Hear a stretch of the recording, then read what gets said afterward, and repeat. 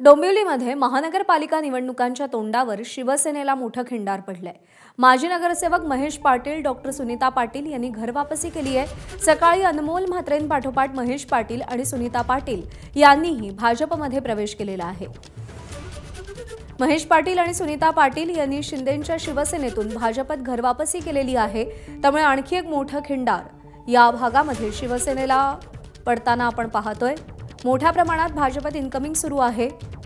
भाजपचे प्रदेशाध्यक्ष रवींद्र चव्हाण यांच्या उपस्थितीमध्ये हे पक्षप्रवेश सध्या पार पडतायत।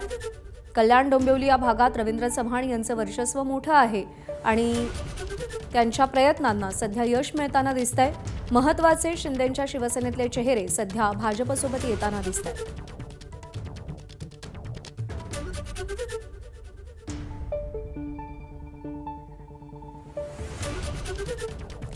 तर केवळ कल्याण डोंबिवलीमध्येच नाही तर महाराष्ट्रभरामध्ये भाजपत मोठ्या प्रमाणात इनकमिंग सुरू आहे।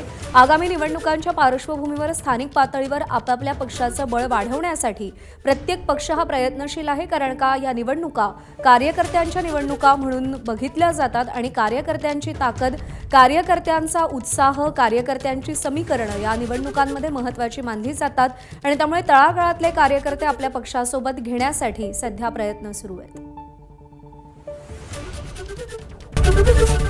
एबीपी माझा, उघडा डोळे बघा नीट।